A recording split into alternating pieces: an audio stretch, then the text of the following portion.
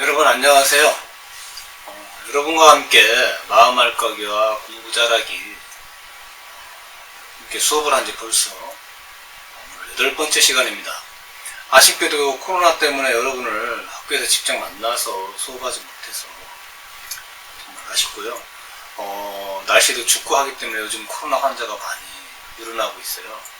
우리 학생 여러분 코로나에 절대 걸리지 않도록 항상 마스크 착용하시고 친구들과 외출을 자제하시고 힘들더라도 꾸준히 집에서 공부를 하실 수 있도록 열심히 노력해 줬으면 좋겠습니다.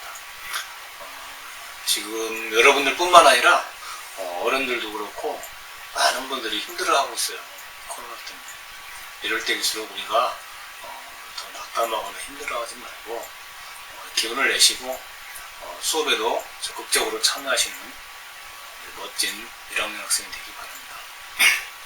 자, 오늘은 이제 마지막 시간으로 여러분과 함께 할 공부가 선생님과 함께 여러가지 그동안 공부 관련된 이야기를 했었죠. 읽기 전략, 노트 전략, 그 다음에 여러분 학습 유형에 대해서도 검사도 했었고 준비 시간을 어떻게 관리해야 되는지 계획 짜는 거에 대해서 얘기했었고 오늘 이제 시간이 충분하다면 더 세부적으로 연습하고 훈련할 수 있는 시간이 있었을 텐데 더군다나 이렇게 또 인터넷으로 완강하기 때문에 오늘 이제 기억법, 기억하는 거 어떻게 하면 기억을 잘할 수 있는지 기억법과 시험 공부, 시험 준비 과정에 대해서 간략하게 핵심들 위주로 여러분과 함께 공부를 하고 마무리를 짓겠습니다. 자, 그러면 먼저 기억법에 대해서 한번 이야기를 하겠습니다. 여러분 혹시 학원이나 학교에서 선생님들이 어떻게 하면 기억을 좀 더 잘하나 해서 몇 가지씩 이렇게 선생님들께서 이야기해 주신 적이 있을 겁니다. 그러나 이 기억법은 꾸준하게 내가 정확하게 알고 연습을 해야만 그게 평상시에 여러분이 공부하면서 충분히 활용할 수 있게 되죠. 그죠? 근데 많은 친구들이 그렇게 꾸준히 연습하거나 그거를 활용하기 위해서 노력하는 친구들이 흔치 않습니다. 그렇기 때문에 알고는 있어도 실제로 또 사용하지도 못하는 경우도 많고요. 또 나중에 다 잊어버려서 그냥 막무가내로 그냥 반복만 하면서 공부하는 경우가 굉장히 많습니다. 그래서 여러분이 오늘 이 배우는 기억법에 대해서 이 영상을 계속 공유를 하시면서 연습을 해보시고 정말로 시험 공부나 평상시에 공부할 때 잘 활용할 수 있도록 해서 좋은 성적도 낼 수 있는 그런 우리 학생들이 되시기를 바라겠습니다. 자, 같이 화면을 좀 보시면 기억을 잘 할 수 있는 방법은 과연 무엇일까요? 이제 오늘 그 프로그램을 통해 기억을 잘 할 수 있는 기본적인 이해와 원인 그리고 그 절차에 대해서 알아보고 내게 필요한 기억 전략이 어떠한 것인지 한번 살펴보겠습니다.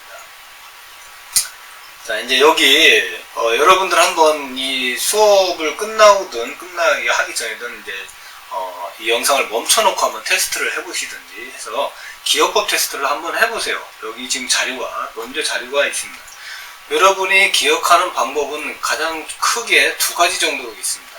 첫째는 눈으로 보고 하는 방법이 있고 두 번째는 귀로 듣고 하는 방법이 있고 물론 이제 그게 이제 청각적이죠. 귀로 듣고 하는 방법. 그 외에 또 운동을 하면서 하는 것도 있고 여러 가지 있긴 하지만 가장 크게 이 두 가지 방법으로 여러분이 기억을 하기 위해서 평소에 노력을 하게 됩니다. 그래서 이제 여러분의 기억 테스트를 한번 해보세요. 여기 제일 먼저 여기 1번에 보면 제시된 12개의 단어 외우기를 한번 해보세요. 이건 청각 기억력을 연습하는 겁니다. 그래서 여기 보면은 1번부터 12번까지 이순신 장군에 관련된 단어들이 있습니다. 이 단어들을 여러분이 한 번에 다 순서대로 듣고서 나중에 회상을 하면서 다 받아 적을 수 있을 때까지 한번 시도를 해보세요. 물론 하나하나씩 하는 게 아니고요. 한꺼번에 듣고서 그 12개를 다 쓸 수 있을 때까지 친구나 부모님한테 이거를 불러주세요 하고서 불러달라고 한 다음 뒤에 이 12개를 다 쓸 때까지 한번 들어보세요. 몇 번 정도 다 들어야 12개를 다 쓸 수 있는지 본인의 기억력을 한번 테스트 해보시길 바랍니다. 굉장히 중요한 일이니까요. 꼭 실천해보세요. 그 다음에는 이번에는 관련된 단어가 한 30가지 있습니다. 30개. 이 30개를 눈으로 보고 나중에 다 쓸 수 있는 상황이 될 때까지 한번 암기를 해보세요. 1번부터 이순신 1952년, 2번 거북선, 3번 도요토미 대시, 5번 선조 등 이런 식으로 해서 30번까지 내가 다 기억해서 쓸 수 있을 때까지 한번 눈으로 보고서 암기하는 거를 연습을 해보세요. 3분 동안. 그럼 내가 몇 개를 과연 받아 적을 수 생각해서 기억을 할 수 있는지 3분간 기억하는 연습을 한번 실시해주세요. 이것으로 여러분들의 청각 기억력과 시각 기억력을 테스트할 수가 있습니다.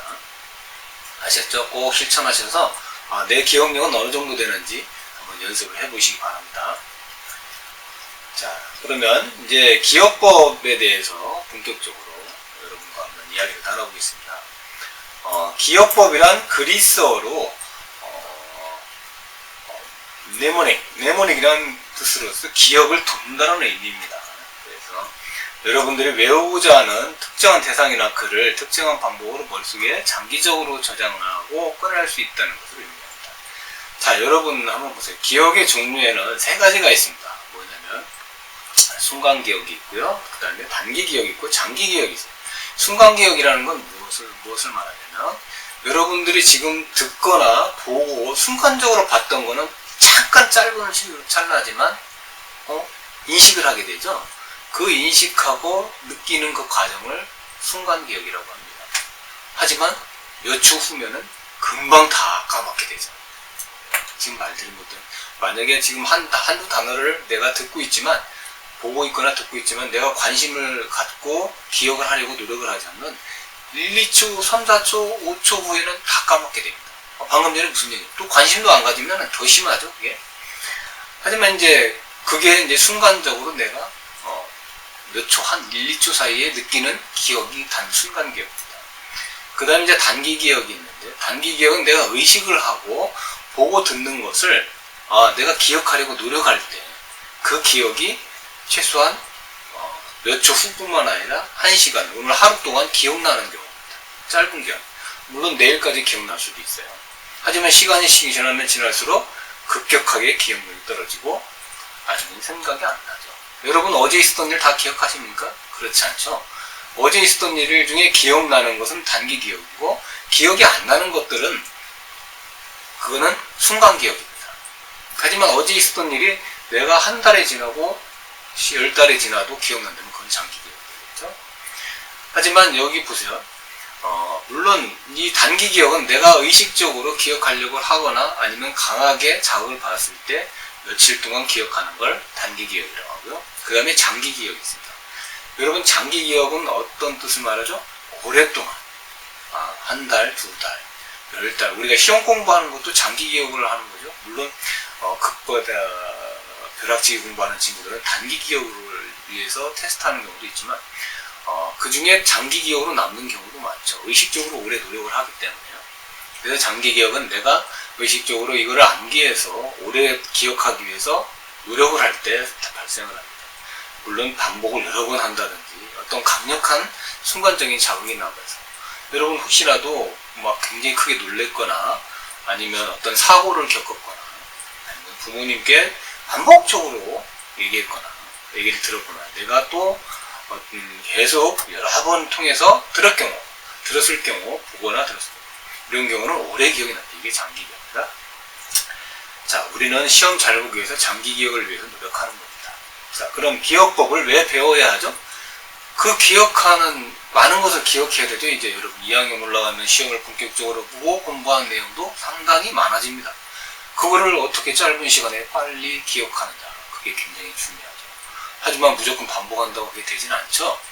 그러기 위해서 기억법을 배우는 거고 공부하는데 편리한 도움을 받기 위해서 우리가 여기서 기억법을 배워보는 겁니다. 자, 그 한 예로 여러분 어렸을 때 우리 동요 배웠죠.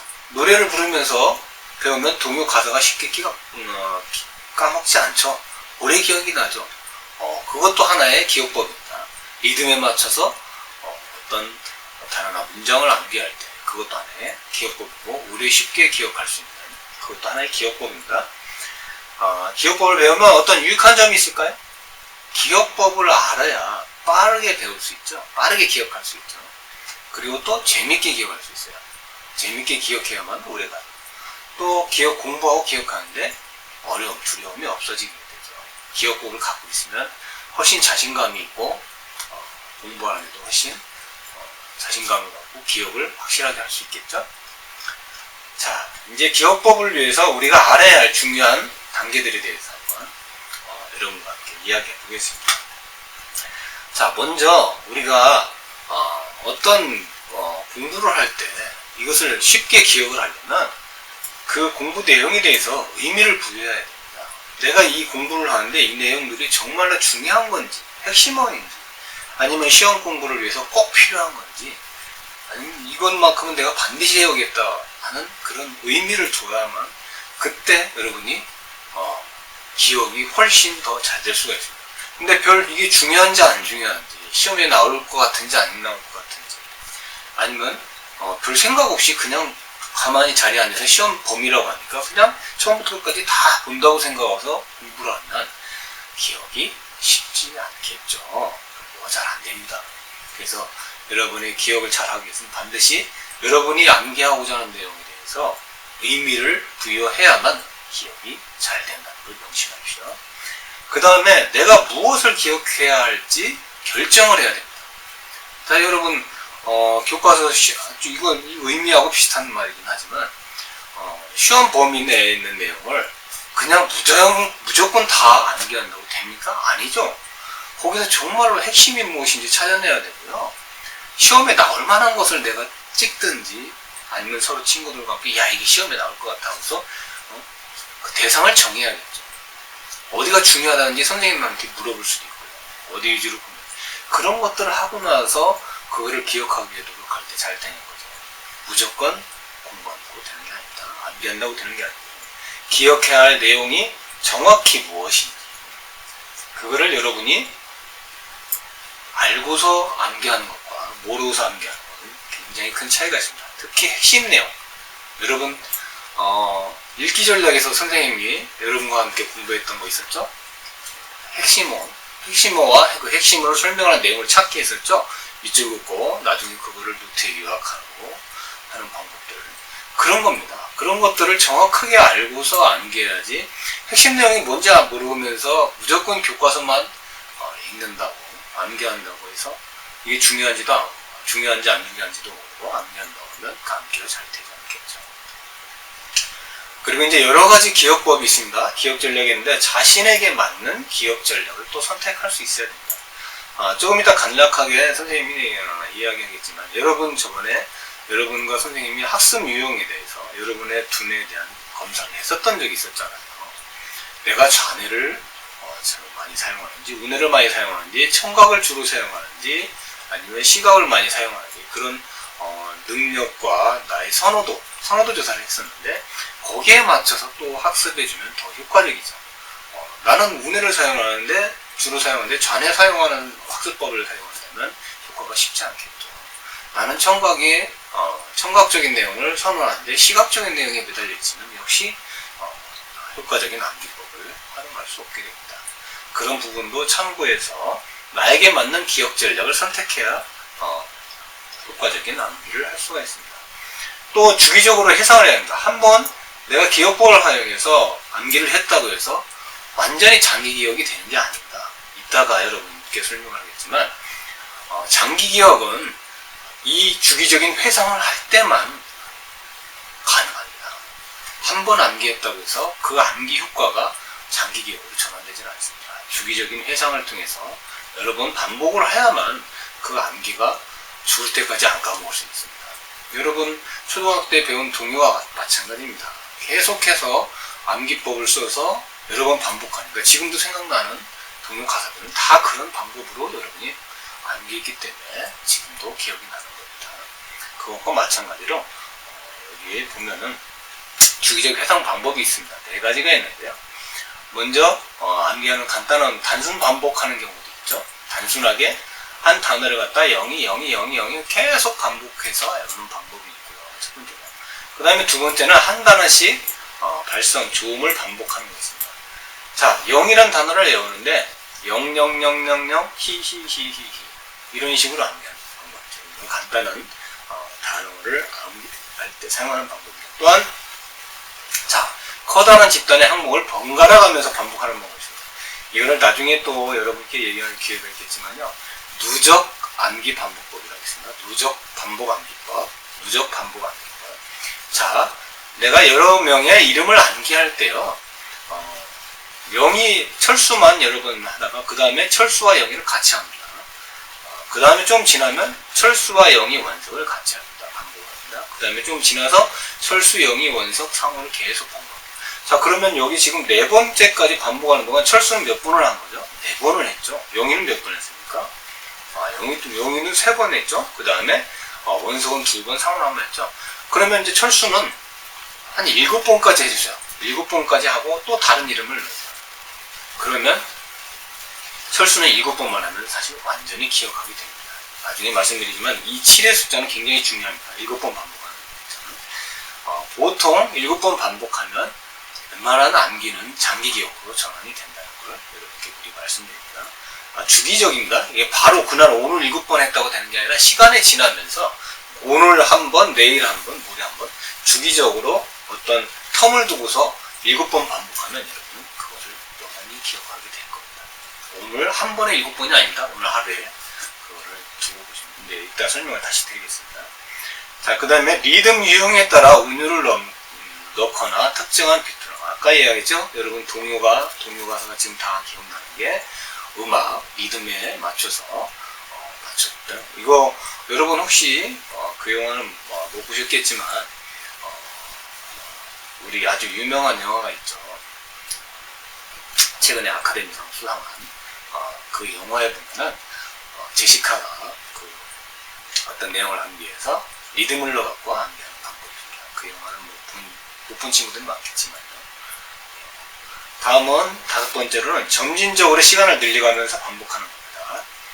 자, 오늘 한번 공부를 했으면 내일 공부 한 번 더 하고요. 그 다음에는 한 3일 있다가 또 공부하고요. 그 다음에는 또 한 일주일 있다가 하고요. 그 다음에 한 2주 있다가, 그 다음에는 한 달 있다가, 이런 식으로 반복하는, 시간을 조금 더 길게 잡으면서 반복하는 방법이 있습니다. 자, 이 내용들도 여러분이 잘 기억해 뒀다가, 여러분 나중에 이 영상을 계속 보시면서 활용하시면 더 효과가 좋을 겁니다. 여기 청킹이라는 기법은 여러분 이게 무슨 내용인지 아시죠? 어떤 단서를 활용해서 계속 연결해 나가는 걸 청킹 기법이라고 하고요. 자, 아까 여러분 선생님이 이야기했죠? 좌뇌, 우뇌 우리 테스트 했었잖아요. 자, 한번 보세요. 나는 좌뇌를 선호하고 좌뇌가 잘 발달된 친구고 나는 우뇌가 선호하고 우뇌가 발달된 굉장히 특징이 중요합니다. 왜냐면 우뇌는 시각적이고 이미지를 잘 활용하는 그런 뇌형이고요. 좌뇌는 어떠한 텍스트, 어떤 자료를 갖다가 단계별로 차곡차곡 기억하는 것을 우선시하는 친구들입니다. 그래서 보통 좌뇌형들은 단어 그대로, 낱말 그대로 또는 숫자, 어떤 부분 그런 걸 갖다가 차곡차곡 이런 식으로 연결해서 연계해갖고 연결하면서 순서대로 기억하는 걸 잘한다. 이게 좌뇌형이고요. 자, 우뇌형은 이렇게 순서대로 하기 어렵다겠죠. 순간적으로 어떤 이미지가 떠오르고 또는 어떤 유형, 패턴이나 아니면 전체를 한꺼번에 보는 여기는 좌뇌형들은 부분을 체계적으로 하나씩 보지만 우뇌형들은 전체를 갖다가 통으로 한 번에 보면서 외우는 걸 잘합니다. 또 이렇게 동시유형을 연결을 잘합니다. 이게 나중에 이야기했지만 이게 이제 트리 다이어그램이라고 하고 이게 마인드맵이라고 합니다. 마인드맵식으로 해서 쭉쭉 이렇게 풀어나가는 그런 유형. 그렇게 암기하는 법을 활용하면 훨씬 효과가 좋습니다. 자, 이제 여기에 좌뇌와 우뇌형에 대해서 지난번에 선생님이 여러분과 검사하면서 설명했던 내용들입니다. 우뇌는 전체적인 내용, 순차적인 내용. 자, 이 내용도 한번 쭉 읽어보세요. 화면이 지나가면 화면을 정지해 놓고서 쭉 가면 다시 한번 확인해 보시면 여러분이 어떻게 이 내용들을 가지고 자신을 이해하고 암기법도 활용할 수 있게 될 겁니다. 자, 이 내용을 한번 화면을 정지해 놓고 쭉 한번 확인해 보시기 바랍니다. 자, 이제 다음 그래프로 넘어가겠습니다.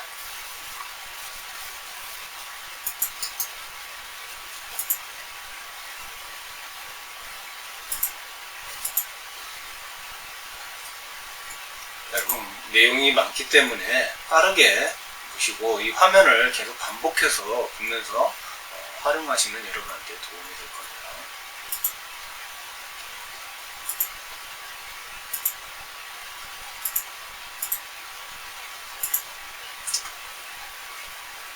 자, 이어서 계속 기억법에 대해서 설명을 해드리겠습니다. 자, 학습에 있어서 기억의 역할을 다시 한번 말씀을 드릴게요. 자, 우리의 기억은 크게 두 가지 유형이 있습니다. 두 가지 유형이 뭐냐면 여기서 보면 회상과 재인지라고 합니다. 좀 어려운 전문 용어죠. 그러면 한번 설명을 해드릴게요. 자, 회상은 뭐냐면요, 어떤 기억한 내용을 찾아내어 정보를 알아내려는 노력을 말합니다. 그러니까 내가 뭔가를 기억을 했으면 그 내용을 갖다가 쭉 계속 떠올리는 거죠. 그거를 실타래 풀듯이 어떤 한 가지 주제에 대해서 그 내용에 대한 내용을 쭉 기억해내면서 정리하는 겁니다. 특히 순차 처리의 과정을 요구하게 됩니다. 순차 처리 아까 좌뇌들이 말했죠. 특히 5대 문화재를 쓰라고 하든지 광합성 과정을 쓰라고 한다든지 할 때 이용할 수 있죠. 순서대로 내용을 기억해 내려갈 때 회상이라는 단어를 사용하게 됩니다. 회상은 주로 주관식 문제를 유추할 때 주관식입니다. 회상은. 여러분, 주관식은 보통 단답형도 있고 다음에 관해서 설명하세요, 논하세요, 이런 문제들이 있잖아요. 그런 걸 할 때는 이 회상이라고 합니다. 그래서 관련된 내용을 내가 아는 대로 최대한 기억해내도록 노력하는 걸 회상이라고 합니다. 그래서 그 내용들을 가지고 설명도 하고 아니면 논하기도 하고 논술식하기도 하고 그렇죠. 그걸 회상기억이라고 하고요. 그 다음에 이제 재인지 기억이라고 있습니다. 재인지 기억. 여러분이 재인지 기억은 원래 다시 한번 알아가다는 건데요. 신중함이 필요하다는 의미이기도 한데요. 누구나 기억하기 위해서 주의를 해야 한다는 것을 알고 있습니다. 하지만 실제 공부하면서 이걸 적용하며 하는 이들이 많지 않죠. 그렇기 때문에 자신이 알고 있는 내용이 정확히 맞는 것이 분별하기가 어려운 때가 많이 있기 마련입니다. 자, 그래서 재인지는 뭐냐면요. 여러분 흔히 쉽게 생각하면 여러분 객관식 문제를 보셨죠? 사지선다형이라든지 아니면 줄긋기, OX 문제 이런 것들. 어떠한 단서를 제공하고 그 단서에 관련된 내용을 내가 기억해서 판단을 하는 겁니다. 이게 옳은지 맞는지, 이거 관련된 단어가 무엇인지. 어떤 단서를 주어지고 그것을 기억해내게 하는 것을 재인지라고 합니다. 재인지라고 합니다. 그래서 주로 이런 객관식 문제를 유추할 때, 객관식 문제를 풀 때 기억해내게 하는 내용을 말하는 거죠. 대개 정보를 탐색하지 않기 때문에 회상보다는 더 쉽죠. 오래 기억할 필요가 없습니다. 단서가 있기 때문에 그 단서에 따른 기억만 하기 때문에 쉽고, 평균 재인지율은 문장을 공부할 때는 88%를, 단어 재인지율은 90%를, 그림을 이용한 재인지율은 98%가 됩니다. 그러므로 우리는 아는 사람의 이름을 잘 몰라도 얼굴은 어디서 본 듯이 기억하는 얘가 재인지를 이해하는 데 도움이 됩니다. 그렇죠? 여러분 얼굴은 기억하는데 이름은 떠오르는 경우도 있죠. 아니면 얼굴을 보고 이름을 기억해내는 경우도 있고요. 그걸 재인지라고 합니다. 이 두 가지 회상과 재인지를 기억의 유형이라고 합니다. 그래서 여러분들 시험을 볼 때 항상 이 두 패턴으로 시험을 보죠. 시험 종류가 두 종류입니다. 주관식과 객관식. 주관식은 논술 또는 단답식, 설명 이런 거고, 객관식은 여러 가지 유형이 있죠. OX부터 해서 줄긋기부터 해서 또는 사지선대학, 오지선대학. 그렇죠. 자, 여기 회상의 경우, 요 위에서 말한 주관식 회상의 경우에는 기억법에서 트리 다이어그램 방법을 사용하는 게 유리하다고요. 트리 다이어그램 이따가 설명을 드리겠습니다. 그 다음에 재인지의 경우에는 마인드맵. 여러분 마인드맵 혹시 들어보신 경우 있을 거예요. 학원 같은 데서 선생님들이 마인드맵에 대해서 혹시 배워본 친구도 있을 거고요. 마인드맵을 사용하면 그만큼 시간을 단축하고 공부하기도 쉽고 장기적으로 기억할 수 있다. 마인드맵. 자, 이제 본격적으로 기억법을 위해서 중요한 요인들에 대해서 설명을 드릴게요. 자, 여기 보면 기억을 위해서 중요한 요인 중에 레이브 전략이라고 해요. 레이브 전략. 영어 단어 중에 레이브라는 뜻이 있는데 이 뜻은 격정적으로 이야기하다는 뜻입니다. 여러분은 아마도 이 단어의 뜻처럼 이 프로그램 다 끝나갈 무렵에 격정적으로 말할 수 있을 만큼 기억을 잘하게 될 것입니다. 자, 두모 기억법. 두모 기억법 혹시 아는 분 있어요? 두모는 어떤 단어의 제일 앞 글자를 말하죠. 머리 두자죠. 그래서 어떤 단어의 맨 앞 글자를 기억하는 겁니다. 모아서. 단어의 첫 글자만을 촉약한 단어. 흔히 우리가 어떤 단어를 첫 글자만 여러 개 모아서 암기하면 순서대로 거기에 그 단어를 갖다가 그만큼을 다 떠올릴 수가 있죠. 그거를 레이브 전략을 통해서 두모 기억법으로 하는 겁니다. 첫 글자. 자, 그 다음 이런 기억 전략이 있고요. 또 반복과 연습. 반복과 연습. 여러분, 반복은 기본이죠.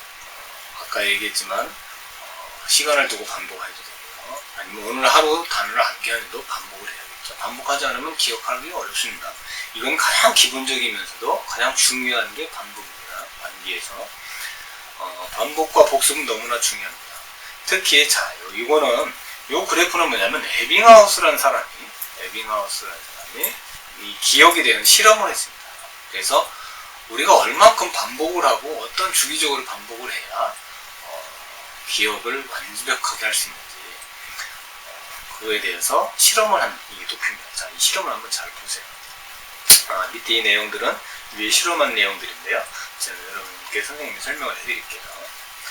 자, 요거는 기억을 위해서 반복한 횟수죠. 7번이고 이거는 기억량을 이야기하고 기억 정보량. 그 다음에 요거는 시간입니다. 시간.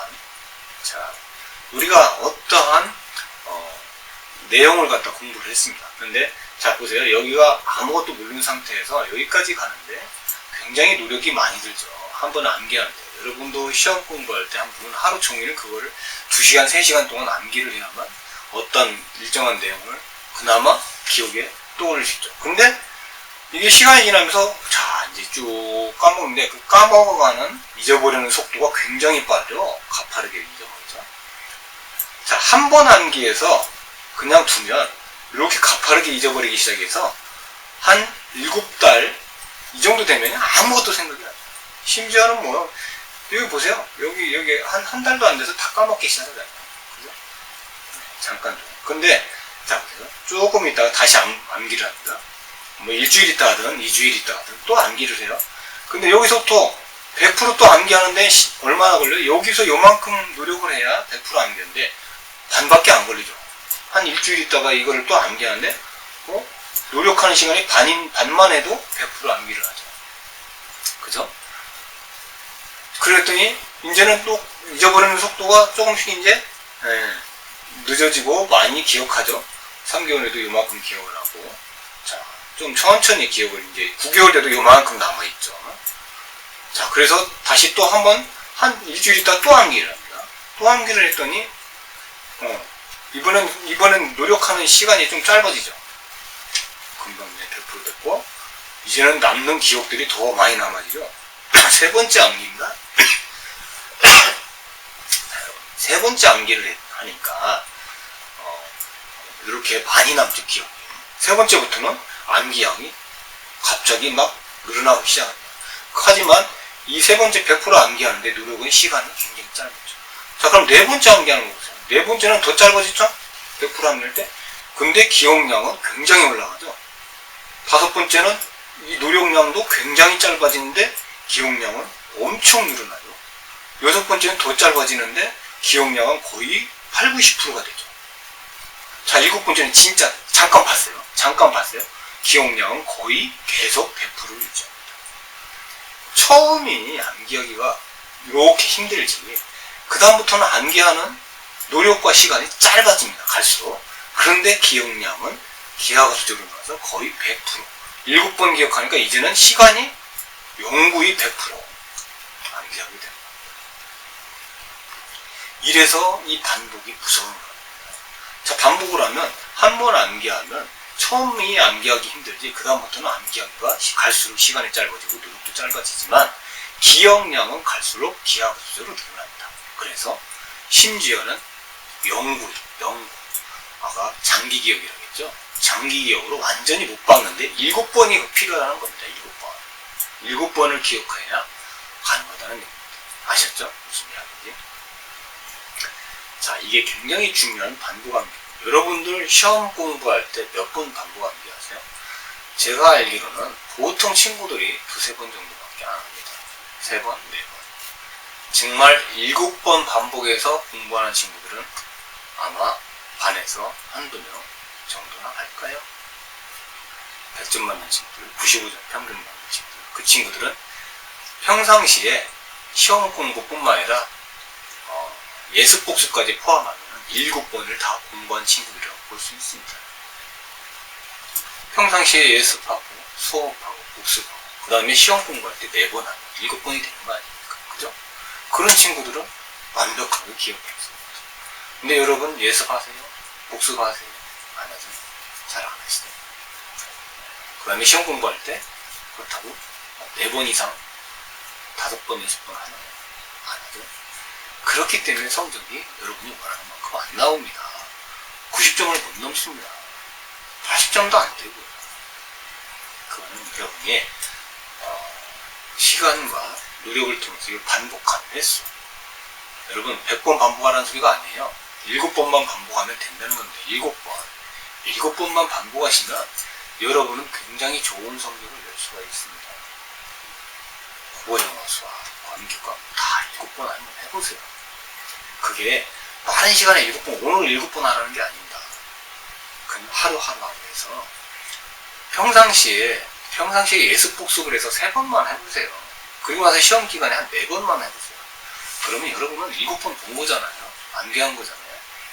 여러분 100점 나옵니다. 그것을 실천 안 하시기 때문에 좋은 성적이 안 나옵니다. 시험 성적은 노력과 반복의 결과물입니다. 아셨죠? 자, 그래서 이 반복과 복습에 대해서 왜 얼마나 중요한지 다시 한번 설명을 해드렸고요. 그리고 여러분 우리 머리는요 잘 까먹습니다. 우리 뇌는 잘 까먹어요. 의도적으로 이렇게 반복하지 않으면 여러분이 지금 암기했다고 해서 나중에도 기억할 거라고 생각하면 천만합니다. 지금 생각하는 것들을 하루만 지나도 다 잊어버립니다. 아셨죠? 아니 1시간만 지나도 다 잊어버립니다. 그렇기 때문에 이 반복 학습이 굉장히 중요합니다. 기억법을 활용한 반복 학습. 그러면 효과가 더 좋겠죠. 자, 이어서 기억법에 대한 여러 가지 이 내용을 또 이야기할게요. 여러분 기억법에서 이 연합하기라고 있습니다. 이 연합하기라는 건 뭐냐면 여러분이 뭔가 새로운 것을 암기할 때요 무턱대고 내가 이해도 안 되는데 무턱대고 암기하려고 하지 마세요. 그럼 어렵죠? 그래서 기존에 내가 알고 있는 내용이 있습니다. 이거 관련돼서 알고 있는 내용인데 그 알고 있는 내용에 새로운 내용을 연결을 시키는 겁니다. 이미지나 정보, 새로운 이 내용, 이미지라는 건 우리가 그림이죠. 그림과 어떤 사진을 말하는데 내용과 정보를 내가 기존에 알고 있던 내용하고 연결을 시키는 거예요. 그러면서 암기하면 훨씬 더 수월하게 암기할 수 있죠. 이것도 잘 활용하시고요. 그 다음에 이제 시각화하기. 여러분 우리는 인간은 5가지 감각으로 살아갑니다. 그 중에서요 가장 많은 정보력과 가장 많은 기억을 저장할 수 있는 게 우리 시각입니다. 우리가 생전에 가장 많이 활용하는 것도 시각이고 그 다음이 청각이고요. 그 다음에 나머지 감각들 3가지가 거기에 들어갑니다. 가장 많이 활용하는 게 시각입니다. 시각은 우리 시각을 잃어버리신 분들 참 힘드시죠. 물론 청각도 마찬가지고 어떤 감각을 잃어버린다는 건 굉장한 불행입니다. 특히나 이 시각은 우리 생존에 아주 필수적이고 또 우리가 이렇게 공부하고 암기하는 데도 굉장히 중요한 역할을 합니다. 그렇기 때문에 이 시각을 통해서 공부하는 경우가 굉장히 많고요. 그렇기 때문에 암기하는 내용을 시각화하는 게 가장 중요합니다. 그래서 어떤 내용을 내가 기억하려면 마음속에다 그림을 그리는 방법이 있어요. 그 내용에 대해서 그림을 그리면서 암기를 해보세요. 시각화라고 하죠. 기억 내용을 갖다가 마음에 어떤 이미지를 그리고 거기에 맞춰서 마음의 상을 기억하는 것을 말합니다. 일례로 동물원에 놀러가서 구경한 동물들을 기억하려고 한다면 전체적인 이미지를 그리고 이에 따른 내용을 기억하고요.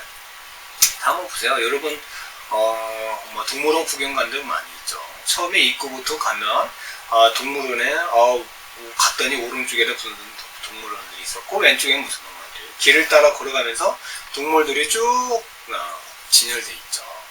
그러면서 구경을 하죠. 그러면 생각을 하면 여기에는 무슨 동물들이 있었다. 그 동물을 기억하기도 하고 이런 식으로 마음에 떠올리는 겁니다. 떠올리면서 기억하는 걸 시각화라고 하죠. 다음에 군집화하기, 조직화하기라고 합니다. 조직화하기. 단어상으로는 여러분이 어렵게 생각할 수 있지만 어떤 기억 내용들을 이렇게 모아서 이렇게 줄을 긋고 이게 관련성을 갖다 연결하는데요.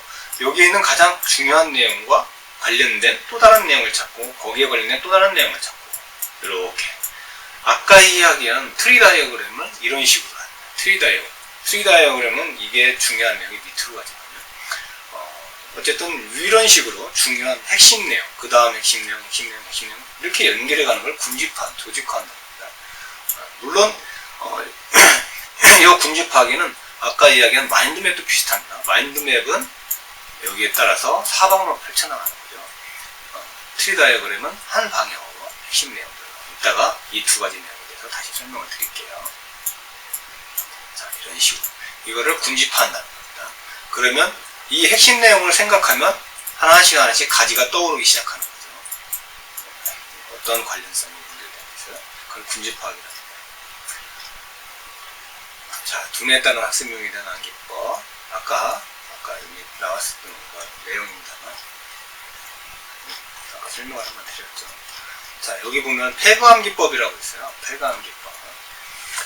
폐가암기법은 이게 오래된 여러 개에서 나온 내용인데 어떤 뭔가 단어를 이 숫자에다가 대응해 갖고 이용한 암기법 체계입니다. 숫자와 단어가 모양이 비슷하게 연결돼서 하는데요. 이 그림을 보여드릴게요. 그림을 보고서 하시는 게 제일 좋아요. 자, 보세요. 자, 내가 권총을 암기할 때는 이 숫자 1이라는 걸 이용해서 손잡이가 여기 있다 생각하고서 권총, 1권총 하면 내가 1번만 생각해도 권총이 떠오를 수 있겠죠. 이런 식으로.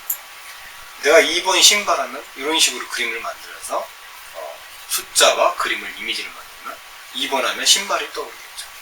3번 나무에 3을 그려놨죠. 그러면 3번 하면 떠오르는 게 나무 할 거고요.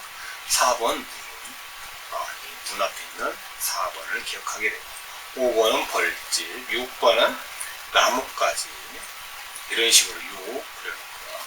7번은 천사 날개에 7번이 있다. 그 다음에 8번은 입구에 8이 있다. 밧줄 9, 그 다음에 10번은 닭. 자, 이런 식으로 우리가 연결을 하는 겁니다. 숫자 모양에 어떤 내가 암기하고 싶은 그림, 이미지, 나무를 이미지화해갖고 연결하는 거죠. 이걸 폐가암기법이라고 합니다. 폐가암기법. 자, 요 그림만 봐도 여러분이 활용할 수 있겠죠? 무슨 내용인지. 내가 어떤 단어들을 암기할 때 숫자와 그림을 같이 연결해갖고 암기하시면 훨씬 효과적이다. 그래서 내가 한 10번, 12번까지 내가 나중에 1번부터 쭉 가면 이 단어들이 다 떠오르겠죠. 그죠? 그냥 암기하는 것보다 효과적이다. 다음 문해모니 그림이란 시각화 암기법입니다.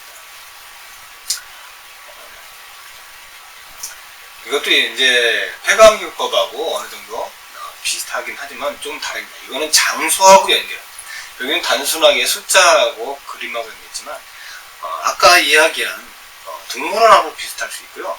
주변에 있는 어떤 특정한 장소, 여러분 교실도 좋고요. 여러분 집도 좋고 아니면 우리 아파트 단지에 입구로 들어올 때 떠오르는, 아니면 내가 편의점에 내려갔을 때 편의점에 오른쪽에는 계산대가 있고 왼쪽에는 뭐가 있고 뭐 무슨 상품들이 진열되어 있고 이런 걸 생각하면서 평소에 보아왔던 주변에 있던 특정한 장소랑 연결지어서 여러분이 외우고자 하는 목록들을 거기다 연결시키는 거예요. 그러면 하나 둘씩 그 장소를 떠올리면서 단어를 대입시켜서 외우고 나중에 그 장소 떠올리면서 그것들을 회상해내는 거죠. 그러면 훨씬 쉽겠죠. 그래서 이걸 문해모니 그림 시각화하는 기법이라고 합니다. 장소. 자, 요 장소에 연관돼서 암기하는 걸 말합니다. 자, 이거 한번 읽어보시고요. 아까 이야기했던 마인드맵에 대해서 지금 설명을 좀 드릴게요. 마인드맵은 물론 뭐 좌측내든 우측내든 다 활용할 수 있습니다. 특히 이 마인드맵 활용은 우측내 친구들이 더 하는 효과가 더 좋죠. 이 생각의 지도라고 합니다. 생각의 지도. 어떤 심상을 떠올리면서 그 지도 찾기처럼 길을 따라서 어떤 데가 기억해내는 거죠. 마치 뇌가 신경조직, 망으로 연결되어 외부에서 습득된 정보를 서로 연결하여 전달하는 것과 비슷한 것 같다. 이를 창해서 만든 것인데, 자, 이미지, 그렇죠? 그림이라는 겁니다. 이미지화해 사고력, 창의력, 기억력을 한 단계 높이기 위한 기법이라고 할 수 있다. 마인드맵은 영국의 토노부자니 특성을 고려해서 만들었다. 자, 보세요. 이 그림 하나만 봐도 충분하죠? 자, 이 마인드맵이란 단어를, 이게 핵심어입니다. 이게 핵심어인데, 이 단어와 관련된 내용들을 내가 공부를 해서 암기한다고 해보시죠. 그러면 쭉 나갑니다. 먼저, 마인드맵은 뭐냐? 그랬더니 조직화된 것이다. 그럼 조직화된 거는 뭐냐? 뭐, 유기적이고, 보조적이고, 뭐, 이런 기억과 관련 내용들이 쭉 나오겠죠. 그 다음에 마인드맵은 뭐라 했죠? 시각화적인 거예요. 시각적인 거라고 나가죠. 그러면 시각은 눈이잖아요. 그래서 컬러가 들어가고요. 시각을 어떻게 연합하느냐, 입체적이냐, 두드러진 거냐, 도표로 그리냐, 이미지 그림이냐, 화살표냐, 윤곽이냐, 뭐 이런 식으로 또 그림도 다 나오죠. 그래서 컬러에서 주제를 하냐, 연합하냐, 뭐 이렇게 쭉 연결이 되는 거죠. 그죠? 뭐 이런 식으로. 자, 마인드맵 컬러는 이제 규칙이 있습니다. 규칙을 융통적으로 가느냐, 아니면 핵심에 따라서 단어와 이미지, 기억들이 있느냐, 아니면 연쇄체로 만들어서 시각화하냐, 이런 식으로 쫙 풀어나가는 거죠. 아니면 선의에다가 풀려고 하고. 그 다음에 마인드맵은 속도를 일으키느냐, 사고, 연합하느냐, 이런 식으로. 또는 기억된 내용이 독창적이냐, 창의적이냐, 이런 식으로. 자, 나중에 이 그림이 떠오르겠죠. 이걸 몇 번만 보면 쉽게 떠오르죠. 연결할 수가 있어요.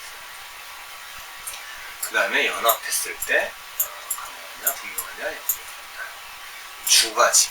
자, 여기서 요게 주가지죠. 이렇게 뺑 둘러서 큰 붉은 줄이 주가지고요. 그 다음에 이런 식으로 여기 또 여기로 가지가 나가는 걸 부가지라고 하고요. 부가지. 네, 또 계속 부가지가 나갑니다. 자, 이런 식으로 하는 걸 마인드맵 훈련법. 이걸 학원에서 배운 친구들이 있을 겁니다. 특히 운해를 선호하는 친구들한테는 아주 효과적으로 활용할 수가 있습니다. 시각화하는 거. 자, 여기 보이죠? 마인드맵의 특징은 시각적 이미지로 표현하기 쉽고 상호 연합 과정을 쉽게 내용이 떠오르고 구조화된 일정한 패턴을 갖고요. 외우는 양이 많이 줄일 수 있어요. 그렇죠? 핵심들만 떠올리기 때문에 핵심어 중심으로 정리가 간편하다. 말을 많이 할 필요도 없고요. 불필요한 단어를 많이 할 필요도 없고 오랫동안 기억할 수 있습니다. 이 그림을 암기해 놓고 나면 오래 기억나겠죠. 쉽게 까먹지는 않습니다. 이거 금방 다 채워놓습니다. 자, 여기 준비물, 마인드맵 하는 거, 이 준비물을 쭉 보시고 한번 연습을 해보세요. 자, 주가지, 부가지. 이건 뭐 여러분 굉장히 쉬운 건데 어렵지는 않아요. 자, 다음은 이제 트리 다이어그램에 대해서 선생님이 설명해 드릴게요. 트리 다이어그램이란 문자적인 의미는 나무를 연상시켜 구조화한다는 뜻이야. 그죠? 트리가 나무죠? 나무 형태의 구조화예요. 나무 형태의 구조화를 트리 다이어그램. 쉽죠? 비슷한 것과 다른 것끼리 서로 묶어서 무리를 짓는 형태야. 그렇죠? 비슷한 것, 그 다음에 다른 것. 나무 가지가 다르잖아요. 다르기 때문에 이쪽은 이쪽과 비슷한 것, 이쪽은 이쪽과 비슷한 걸 나무가지처럼 이렇게 뻗어 올라가는 거죠. 이렇게 그래갖고 특히 순서를 중요해요. 이 순서대로 가는 거예요. 아까 뭐 마인드맵은 그냥 삐쭉삐쭉 막 생각나는데 다 연결해서 물론 그 비슷한데 또 생각나고 그렇지만 이 트리 다이어그램은 비슷한 것과 다른 것을 하지만 또 그 순서대로 큰 핵심과 작은 핵심을 이렇게 순서대로 갑니다. 순번에 따라 순차적으로 만들어가야 됩니다. 뇌의 구조이론의 바탕을 두고 있으면 마인드맵과 비슷하죠. 그죠? 아까 마인드맵은 사방으로 나갔지만 여기 트리 다이어그램은 이렇게 위로 해서 나가죠. 다만 좌뇌형이 성향인 순서에 의해 정보 이해 방식이 다릅니다. 이 트리 다이어그램은 좌뇌형 친구들이 잘 활용합니다. 적성이 맞고요. 특징은 마인드맵의 핵심어가 중앙에 있다면 트리 다이어그램은 핵심어가 가장자리에 위치하죠. 가장자리에. 그 다음에 색깔 있는 펜을 사용하지만 순서나 순번에 따라 역점을 둡니다. 색깔 있는 펜을 너무 많이 하는 게 아니라 만약에 1단계 색깔 비슷하게 한다든지 2단계 색깔을 비슷하게 한다든지 아니면 비슷한 것끼리는 색깔을 같게 한다든지 다른 것은 또 색깔을 다르게 한다든지 그런 식으로 색깔펜을 활용하시면 똑같아지죠. 그림을 같은 이미지 표현보다 글자 자체의 이해를 돕기 첫 글자 따기 기법의 암기법을 줍니다. 그렇죠? 자, 아까 이 트리 다이어그램은 그 순서대로 해서 그림보다는 어떤 단어를 위주로 해서 첫 글자 따기 기법을 해서 쭉 나가는 것도 괜찮습니다. 자, 여기서 출발했어요. 만약 비슷한 것끼리는 비슷한 것끼리 첫 글자만 쪼르륵 따라 암기하면 그 암기되는 대로도 다 생각해낼 수가 있죠. 다른 것끼리 또 다른 것들고. 이거는 글자로 위주로 할 수도 있어요. 아까 마인드맵은 색깔 위주로, 시각화 위주로, 그림 위주로 나갔잖아요.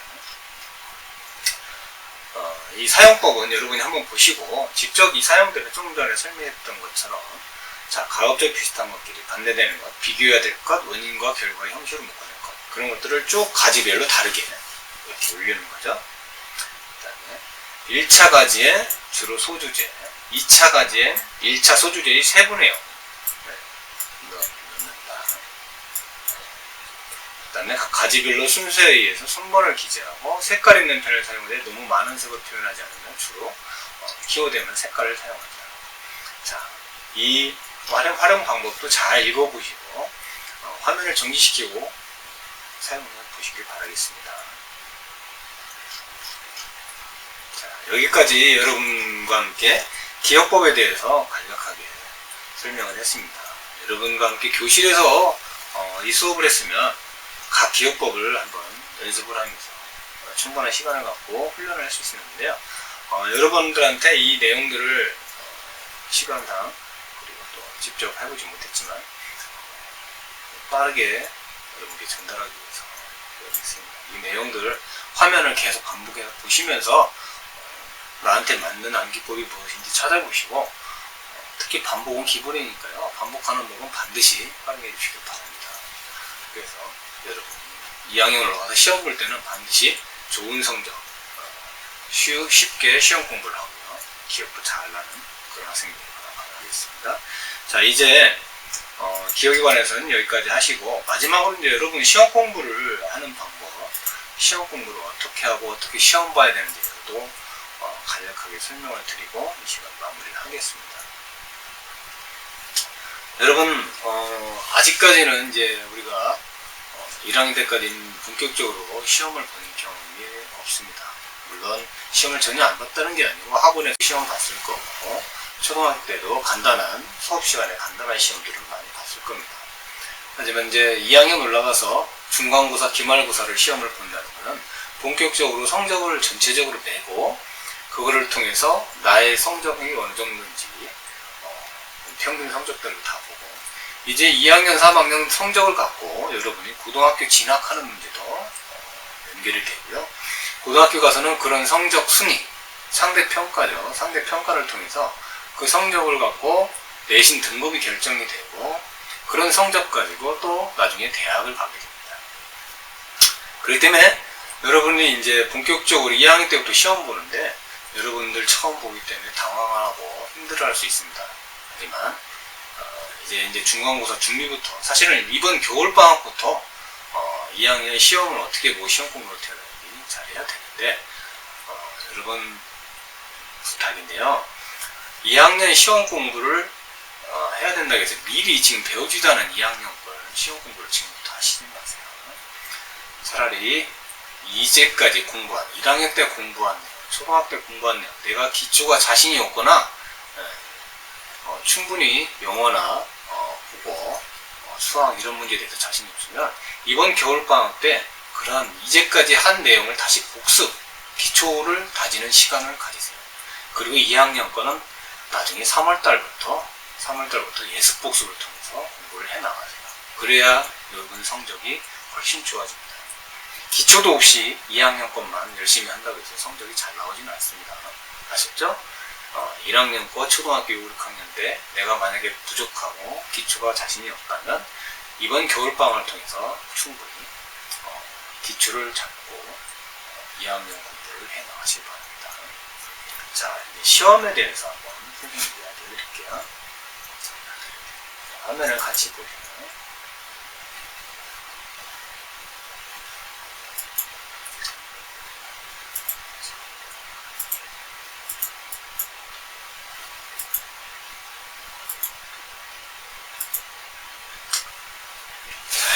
여러분과 함께 시험에 대해서 이야기를 하겠습니다.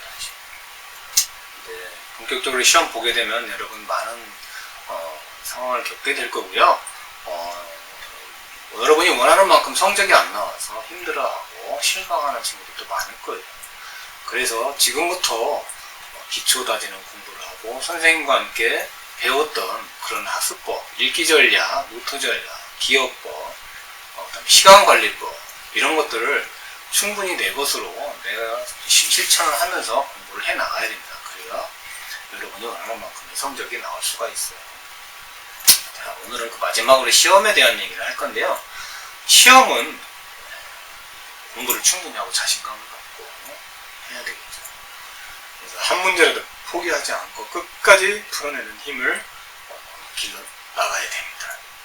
시험 전략도 여러분이 오늘 배우는 이런 시험 전략도 충분히 기억하고 있다가 시험을 닥쳤을 때 선생님이 가르치는 방법들을 잘 활용해서 시험을 볼 수 있는 여러분이 돼서 좋은 성적을 내시기 바랍니다.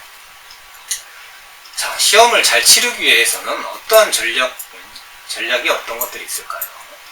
자, 한번 쭉 볼게요. 여러분들 보면은 보통 여러분 이제 앞으로 보게 되는 시험에는 여러 가지 있습니다. 그래서 항상 주의 깊게 문제를 끝까지 항상 읽어야 되고요. 자, 객관식 시험 보는 방법이 있어요. 객관식 문제가 있죠. 객관식이 뭔지는 아시죠? 객관식이라는 건 사지선다에는 어떤 단서를 주고 거기서 옳고 그른지 화살표 연계라든지 뭐 OX 문제 이런 게 나올 수도 있고 여기 나오죠. 연결하기, 선긋기 또는 OX 문제 풀기 또는 뭐 빈칸 채우기 어떤 문장에서 가로를 해놓고 빈칸 채우는 문제들이 나오죠. 그 다음에 4개나 5가지의 예시를 놓고 그 중에 맞는지 틀리는 거 찾기 이런 것들이 있고요. 또는 논술 시험도 있죠. 어떻게 논술을 시작할 것이다. 그건 이제 뭐 여러분이 당장 2학년 때 할지는 모르겠는데 설명하기 또는 주관식 시험 보기라는 건 이제 설명이나 단답형 얘기하는 거죠. 또는 이제 옛날에 시험 본 것도 활용하기, 중간고사, 기말고사 공부하기 이렇게 공부하는 전략들이 이제 여기 다 나옵니다. 좀 이따 설명을 드릴게요. 여러분이 얼마나 공부를 효율적으로 하는지 알기 위해서 다음 체크리스트를 한번 해봅시다. 근데 여러분들 뭐 그동안 뭐 본격적으로 시험 공부를 해서 시험 본 적은 많지 않잖아요. 그죠? 뭐 과목별로 뭐 다음 주에 시험 본다니까 일부 공부한 적은 있었을 겁니다. 근데 계획을 짜고 장기적으로 계획을 짜고 시험 공부를 한 적이 없을 거예요. 언제 시험 공부해봤는가? 이런 내용들이 있죠. 아마 대부분이 이제까지는 우리가 시험을 기말고사 이런 걸 안 했으면 대부분 이런 식으로 했을 겁니다. 그죠? 안 한 친구들도 많이 있을 거고요. 그죠? 시험 범위가 정해질 때부터 한 친구들이 물론 있을 수 있습니다. 근데 대부분 이렇게 했겠죠. 또는 어떤 학습 기술을 썼는가, 시험 범위를 훑었다, 노트를 보았다, 공부를 읽어주었다, 자료 공책을 보았다, 기억 개성 질문을 써서 했다, 최소한 3가지의 단어 방법을 남긴 문장을 만들었다, 중요 자료를 녹음하고 만들었다, 때로 나에게 퀴즈를 냈다, 다 아는 것으로 보고 아무것도 안 했다. 자, 여러분 혹시 이거를 보고 하는 친구들이 있으면 제가 볼 땐 노트를 보고 공부하는 친구들이 성적이 제일 잘 나올 겁니다. 노트를 잘 했기 때문에 그렇죠. 나중에 여러분 이제는 선생님이 노트 필기 전략에 대해서 말씀드렸죠. 공부 잘하기 위해서는 무조건 노트 필기를 잘해야 된다. 노트 필기 안 하면 좋은 성적을 낼 수가 없다. 그래서 선생님이 이걸 또 강조합니다. 최소한. 자, 시험 범위를 훑었다 이런 것들.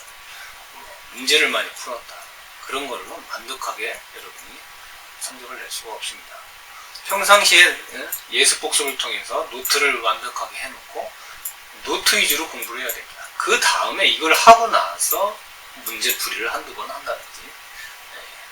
여러분 문제풀이 많이 한다고 해서 성적 좋지 않습니다. 노트를 많이 해서 노트로 공부한 후에 문제풀이만 한두 가지만 하면 됩니다. 물론 수학은 좀 다르지만요. 암기 과목 같은 경우는 그렇다는 얘기입니다. 자, 물론 여기 여러 가지 방법들이 있지만요. 저는 선생님은 이 노트에 가장 큰 비중을 두고 싶어요. 그 다음에 이제 뭐 이 암기법들을 사용할 수 있겠죠. 공부한 후에 내용을 안다는 자신감이 생겼나요? 시험 전에 예민해졌나요? 시험 도중에 정보가 생각나나요? 당신이 특히 어렵다고 생각하는 질문 유형이 뭔가요? 선다형이냐, OX형이냐, 빈칸 채우기냐? 물론 이 논술이 가장 어렵겠죠, 여러분. 자, 점수가 기대보다 높았나요? 낮았나요? 어떤 전략이 가장 효과적이었나요? 다음 시험에는 어떤 전략을 쓰는 것이 좋을까요? 이런 것들 한번 여러분 스스로가 한번 자신에 대해서 생각을 해보세요. 자, 이제는 이제 일반적인 시험 전략에 대해서 한번 여러분과 함께 알아볼게요. 자, 객관식 시험은 아까 4가지 정도 이야기했었죠. 선긋기, 빈칸 채우기, 그 다음에 선다형,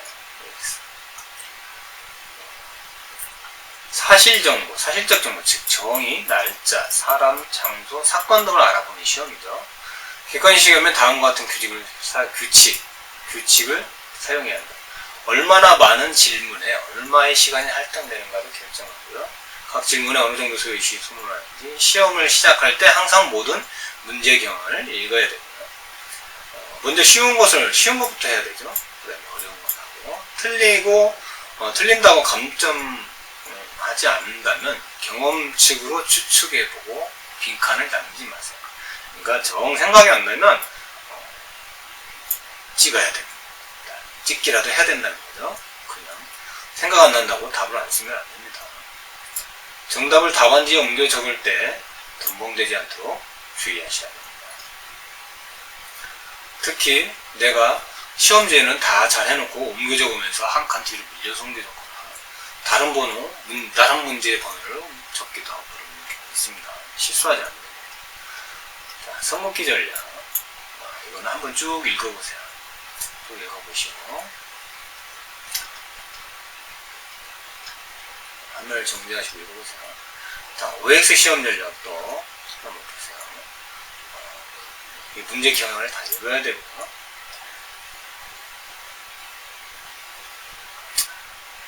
문장 순서를 잘 봐야 됩니다. 순서가 다른 X예요. 그리고 긍정적 단어, 부정적 단어를 바꿔 써놓을 수 있습니다. OX 할 때 그래서 문장을 끝까지 읽어야 돼요. 병산 전선으로 복귀하고 싶지 않았다. 이걸 여기까지만 읽고 말면 병사는 전선으로 복귀하고 싶었다고 생각하고 끝날 수 있는데 바로 O를 채워낼 수가 없어요. X일 수 있는 겁니다.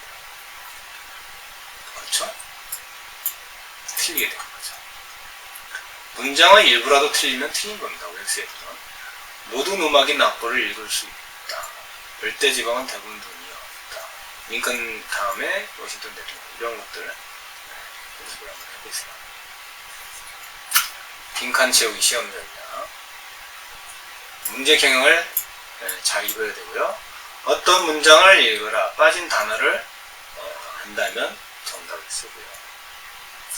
답이 확실치 않으면 다음 문장으로 가서 때로는 정답이 다음 문장 속에 있을 수도 있습니다. 자, 이 빈칸을 채울 때 생각 안 나잖아요. 그러면 바로 쓰려고 하지 말고 다음 문제를 풀거나 아니면 맨 마지막에 써도 돼요. 맨 마지막에 생각날 수도 있어요. 그리고 미리 쓰려고 하지 마세요. 생각이 안 날 때는. 먼저 아는 것을 쓰고 다음에 모르는 문장에 가서 핵심 단어를 찾아보다 기억을 해석하는 데 도움이 될 수 있다. 그리고 아예 모른다고 해서 절대로 그냥 빈칸을 만들면 안 돼요. 혹시 비슷한 거라도 내가 생각나는 걸 써야 됩니다. 그게 점수를 받을 수도 있어요. 절대 시험 볼 때 모른다고 해서 빈칸을 두면 안 돼요, 여러분. 주관식도 찍을 수도 있습니다. 여러분이 기억한다는 거. 모른다고 빈칸으로 두지 마세요. 네모 안에 선택할 수 있는 단어가 제시된 시험이라면 한 번 사용한 단어를 지우는 것을 잊지 마요. 아셨죠? 자, 선다형 문제 전략. 자, 모든 문제의 경향을 읽어야 되고, 지문의 답을 고르기 전에 먼저 고르고 정답을 추측해보고요. 답이 될 수 없는 것부터 줄을 그어요. 특히 여러분 이게 참 이 시험 문제를 끝까지 읽어야 된다는 게 틀린 것은 무엇이 아닌 것은 이런 식으로 부정적인 문제를 공부하는 걸 기억하기 어렵죠. 그래서 먼저 맞는 것을 기억하고 그것을 다 지워나가야 돼요. 문제도 끝까지 다 읽어야 돼요. 자, 끝까지 추측해서 다 찍어야 되고요. 아까도 이건 마찬가지죠. 특히 이 선다형 문제 있을 때 여러분이 주의해야 됩니다. 한 개 이상 답이 나올 수도 있어요. 헷갈리죠? 그 다음에 절대, 전부 절대 같은 단어를 잘 봐야 돼요. 문제가 그래서 끝까지 정확하게 읽어야 된답니다. 문제 쉬운 것 쓰고 숫자가 적은 줄을 생각합니다. 자, 여기 논술시험 문제가 있는데 여러분들 이제 중학교 2학년 때는 아직 논술에 대해서 많은 시험을 보지는 않을 겁니다. 단답형이나 설명식으로 많이 나올 거고요. 논술은 아마 중학교 3학년이나 고등학교 올라가면서 많이 하게 될 겁니다. 그래서 논술 시험 전략에 대해서는 이 내용들을 한번 쭉 읽어보시고 넘어가시기 바랍니다. 자, 여기도 화면 정지하시고 쭉 한번 읽어보세요. 그래서 연습 문제까지. 자, 이제 주관식 시험 보기 전략. 주관식이라는 건 논술도 물론 포함하지만 논술은 조금 더 있다 시험 되고 단답형 아니면 설명글 위주로 나오는 거죠. 그래서 윤곽, 그 전체적인 요점이 뭔지 쓰라간다든지 그겁니다. 선생님이 읽기 전략할 때 윤곽 잡기, 그 다음에 핵심 윤곽 잡기, 그 다음에 여기 마인드맵 얘기했었죠. 그 다음에 콤보노트 기억나세요? 노트하고 나서 그 밑에다가 암기 공부하는 방법도 있었어요.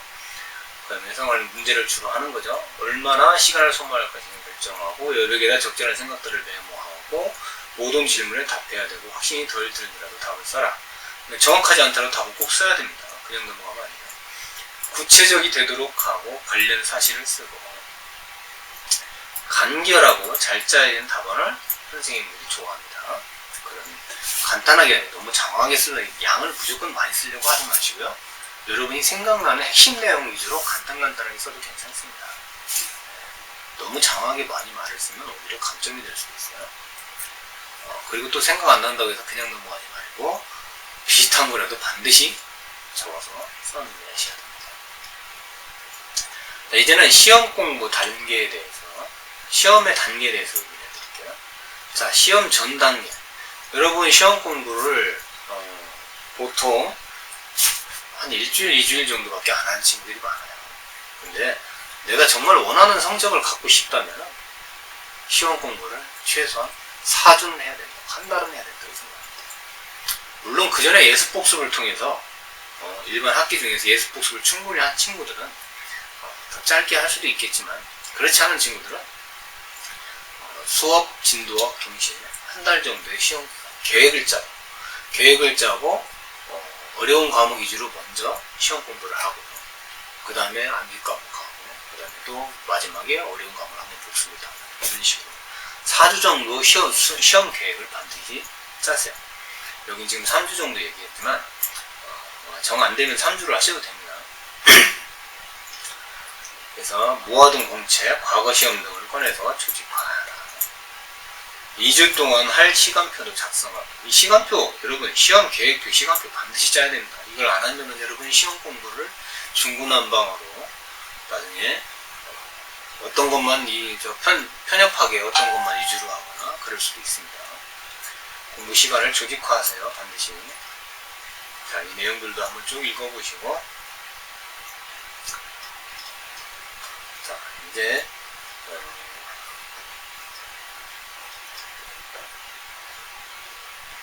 이 내용을 읽어보신 후에 다음 단계로 넘어가십시오. 시험 중 단계. 여러분 시험을 보게 되면 그동안은 여러분이 이렇게 중요한 시험을 안 봤지만 이제 본격적으로 하면서 여러분 중에 시험을 굉장히 힘들어하고 어렵게 생각하는 사람이 나올 겁니다. 물론 시험 시간에 불안하기도 하고요. 왜냐면 시험 공부를 충분히 안 하고 내가 충분히 암기가 안 되면 누구나 다 시험 불안이 오고 힘들어집니다. 또 성적에 대한 부담감이 있거나 선생님이나 부모님과 이렇게 성적 문제로 조금 이렇게 안 좋은 상황이 있거나 더 시험 불안이 생기겠죠. 그래서 항상 시험 시간보다 일찍 도착해서요, 마음을 차분히 갖고 준비를 해야 돼요. 아시겠죠? 그리고 시험에 딱 닥쳐서 시험 당일에 가면 기억이 다 흐려집니다. 그렇게 열심히 공부했는데 잘 생각이 안 나죠. 근데 막상 시험지를 잡으면 또 생각이 납니다. 갑자기 답이 생각나지 않는다고 해서 불안해하면 할수록 답이 쓰기는 더 어려워요. 답이 생각나지 않을 때는 다른 문제부터 먼저 풀고 다시 모르는 문제를 푸세요. 마지막에. 계속 그 생각나지 않는 답을 붙잡고 있으면 시간만 낭비되고 다른 아는 문제도 못 풀 수가 있어요. 아셨죠? 답이 생각나지 않으면 반드시 넘어가고 아는 문제부터 푼 다음에 마지막에 다시 한번 모르는 문제를 푸셔야 됩니다.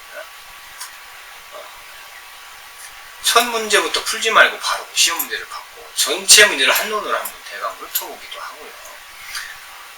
그 다음에 무작정 답을 쓰지 말고 문제를 꼼꼼히 다 잘 읽고서, 여러분 문제를 다 끝까지 안 보면요 뒤에 아닌 것은 다른 것은 이런 내용이 있는데 그것도 안 읽고 답을 쓰게 되면 틀리겠죠. 그리고 애매하다고 생각되면 반드시 선생님한테 질문을 하세요. 문제가 애매하다고 생각하면. 시험 문제부터 풀고 자생각나지 않는 건 따로 표시하고 넘어갈까 나중에 하고요. 마지막 몇 분 동안은 전체적으로 검토를 반드시 하세요. 자, 객관식 문제 아까 대략 얘기를 했었죠. 문제풀이 방법. 자, 특히 헷갈릴 때는요, 처음에 쓴 답이 정답일 가능성이 있습니다. 여러분 헷갈린다고 해서 처음에 했다가 문제를 고치는 친구들이 많이 있어요. 고치면 틀릴 확률이 더 높아집니다. 틀릴 확률이 90% 돼요. 처음에 내가 이게 맞을 거라고 생각했던 게 대부분 맞는 경우가 많습니다. 자, 확실한 것들을 먼저 찾고 나머지 찾으면 더 쉽게 답을 구할 수 있습니다. 주관식. 역시 가장 쉬운 것부터 먼저 답을 쓰고요. 답이 겹치지 않게 가장 좋은 방법을 달기 위해서 문제 전체적으로 읽어봅니다. 어떤 유형의 답이 요구되는지를 잘 이해해야 되고요. 무조건 많이 적는다고 해서 좋은 것이 아니고 끝나는 시간 안에 요점을 잘 파악해요. 자, 시간이 나는 친구들은 화면을 정지하고 다 읽어보세요. 자, 시간이 부족할 때는 간단히 요점만 적자. 그죠? 여러분, 시간이 부족한데 그걸 꼼꼼하게 다 쓰겠다고 뒤에 문제를 못 쓰는 경우가 생기면 안 돼요. 딱 봐서 내가 몇 문제 나오는데 시간이 부족하다 싶으면 주관식을 할 때 간단하게 핵심 내용만이라도 다 적어야 돼요. 무조건 끝까지 다 적어야 돼요. 문제를 절대 안 쓰고 넘어가는 일이 없게 그래야 됩니다. 아셨죠? 그 다음에 시험 전략에 대해서 간단하게 말씀드리고 끝낼게요. 자, 여러분 시험 끝나고 나면 어떻게 하죠? 절대로 시험 문제나 시험 본 내용들 돌아보지 않죠. 시험이 성적이 어떻든 간에 신경도 안 쓰고, 그렇죠? 하지만 그렇게 하면 다음에 시험을 또 못 봅니다. 자, 틀린 문제와 감점 문제를 다 확인해야 됩니다. 어떤 문제에서 많이 틀렸는지, 객관식인지 주관식인지. 자, 시험에서 일정한 경향도 있어요. 선생님들이 옛날에 냈던 선배들한테 물어보기도 하고요. 선배들한테 그때 시험 어떤 식으로 나왔다, 어떤 식으로 나왔다, 이런 걸 알면 그 중요한 정보입니다. 시험 공부하는 방법. 선배님들한테 많이 물어보고 공부 잘하는 선배님들 아는 사람이 있으면 어떻게 공부하는 게 좋은지, 그 선생님은 어떤 식으로 문제를 많이 내는지 그 유형들을 한번 물어보신 다음에 시험 공부하면 굉장히 좋겠죠. 그리고 시험 보고 나서 반드시 이런 유형으로 해서 유형을 분석하고 내가 뭘 틀렸는지, 성급기, 우엑스, 선대양, 남, 노음술에서 어떤 문제들, 몇 문제를 틀렸는지, 어떤 걸 틀렸는지, 틀린 문제, 강도, 이런 형식으로 분석을 반드시 해보세요. 그래야 다음 시험 공부를 잘 할 수 있습니다. 시험 공부할 때 내가 어떻게 공부했던 건지 한번 다 판단해보고 평가를 해야 됩니다. 억지로 했나, 여러 날 공부했나, 매일 기상했는지, 특별한 기억을 했는지. 자, 이런 것들을 여러분이 점검해 나갈 때 계속 꾸준하게 성적이 올라갈 수 있습니다. 중간고사 한 번만 보고 모든 게 끝나는 게 아니죠. 또 기말고사도 봐야 돼요. 학년이 올라가면 또 중간고사, 또 올라가면 중고등학교 또 시험 보죠. 그런 거는 한 번 시험 볼 때마다 이런 것들을 다 점검하고 평가를 하고 가야 그 다음에 시험에서 좋은 성적이 나올 수 있습니다. 준비를 잘 할 수 있고요. 아셨죠? 다음 시험을 위해 할 수 있는 것을 내가 연구하고 계획을 세울 수 있어야 됩니다. 시험 끝났다고 만사 제껴놓고 놀기만 하고 게임이나 하고 그러면 다음 시험 때도 여러분은 좋은 성적이 나올 수가 없습니다. 자, 여러분 1시간 동안 기억법과 시험 공부 방법에 대해서 같이 알아봤습니다. 내용들이 그렇게 어려운 내용들은 많지 않습니다. 그리고 여러분들이 이미 활용하고 있는 방법들도 있을 거고요. 시험을 짧게 보는 과정에서 선생님이 말한 이야기한 내용들을 이미 실천하고 있는 친구들도 있을 겁니다. 하지만 이거를 체계적으로 습관적으로 활용하고 있는 친구들은 많지 않을 겁니다. 자, 여러분 이 동영상을 계속 멈췄다가 확인해서 내용을 보고 노트도 많이 하시고요. 노트를 많이 해서 그 내용을 내가 꼭 필요한 내용들은 계속 활용할 수 있도록 여러분 노트를 준비해서 정리해서 활용하시기 바랍니다. 그리고 이제 2학년 올라가면 여러분들 본격적으로 시험을 보고 성적이 나옵니다. 그때를 대비해서 올 겨울방학 동안에 아까 말씀드렸죠. 2학년 걸 공부하지 마시고 지금 1학년 내용들, 초등학교 때 배운 내용들, 자신 없는 과목들을 반드시 기초를 다지고 학원을 다니셔도 좋고요. 집에서 해도 혼자 해도 좋습니다. 아니면 아는 누나나 선배한테 공부를 배워도 좋고 1학년 것을 기초를 더 튼튼하게 한 후에 2학년 거를 공부하셔야 됩니다. 2학년 거는 2학년 올라가서 예습 복습을 하면서 공부를 해도 충분합니다. 아직 안 늦습니다. 그러니까 일단 1학년 거를 확실하게 기초를 다진 후에 2학년 올라가서 공부하시기 바랍니다. 특히 이제까지 배웠던 읽기 전략, 노트 전략, 시간 관리, 기억법, 시험 보는 방법 이거를 잘 활용해서 내 몸에 배이도록 하시고 항상 공부할 때 활용을 잘 하셔서 좋은 성적 내는 여러분이 되시길 바랍니다. 자, 그동안 8회 동안 여러분과 함께 학습 클리닉, 학습 공부, 구층 공부에 대해서 여러분과 했는데요. 이제 날이 계속 추운 겨울입니다. 코로나가 계속 더 많이 나올 수도 있는데 여러분 절대 코로나에 안 걸리도록 마스크 잘 하시고 건강관리 잘 하시고 외출할 때는 조심하시고요. 그래서 건강하게 내년에 2학년 올라와서 더 열심히 공부하는 학생들이 되기를 바라겠습니다. 여러분 감사합니다.